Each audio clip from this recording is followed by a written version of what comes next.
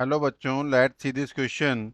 Radius of the largest circle which passing through the focus of the parabola y square equal to 4x and contain in it is, तो बताना है अपने को कि एक parabola y square equal to 4x जो सबसे बड़ी रेडियस ऑफ द सर्किल से पास आउट होता है तो वो क्या कंटेन करता है।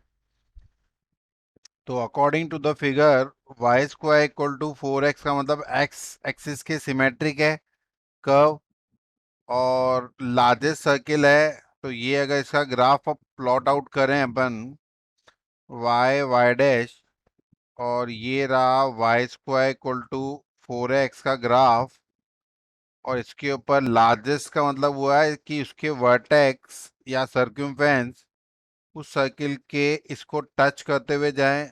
तो ये सर्किल लाइक ऐसे बनेगा और इस पे अगर कोई पॉइंट P है जिसके के कोऑर्डिनेट A की वैल्यू तो 1 होगी तो टी स्क्वायर और 2t और ये जो डिस्टेंस है यहाँ से यहाँ तक ये पॉइंट को अगर अपन B, 0 मान लें एंड R जो रेडियस है वो 1, 0 बन जाएगी।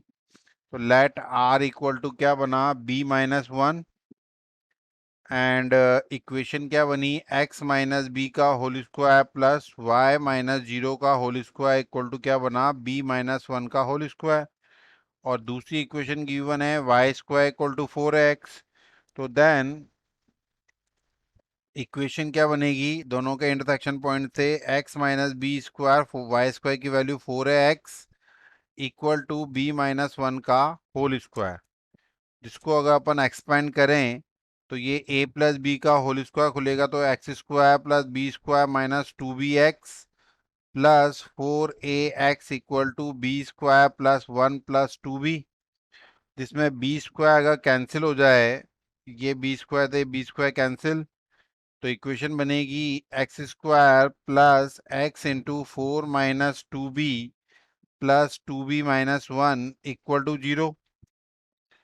और इसके अकॉर्डिंग ये जो पॉइंट होंगे ये इसके इंटरसेक्शन पॉइंट होंगे जिस पे टच कर रही है। तो इसका मतलब क्या हुआ कि इसके लिए d बराबर क्या होगा 0 और d बराबर 0 का मतलब 4 - 2b का होल स्क्वायर माइनस 4 इंटू ए की वैल्यू 1 सी की वैल्यू 2b-1 इक्वल टू 0। तो देन इक्वेशन क्या बनेगी 16 plus 4b square minus 16b minus 8b plus 4 equal to 0। और after the expand this equation इसको एक्सपेंड करने पे इक्वेशन ये बनेगी जिसमें 4 अगर कॉमन ले लें तो b square minus 8 3 sorry 4 6b plus 5 equal to 0, जिसको अपन लिख सकते हैं b square minus 5b minus b plus 5 equal to 0। B common तो B-5 और -1 कॉमन और फिर B-5 इक्वल टू 0। तो b की वैल्यू जो आई वो आएगी b इक्वल टू 1 और 5। अब b की वैल्यू 1, 5 अगर आई है तो b की इसके कोऑर्डिनेट क्या बने b इक्वल टू अगर 5 आया तो ये कोऑर्डिनेट क्या बना 5, 0 और 5, 0 के अकॉर्डिंग r की वैल्यू क्या हुई देन r इक्वल टू हुआ B-1 मीन्स 5 - 1 इक्वल टू 4।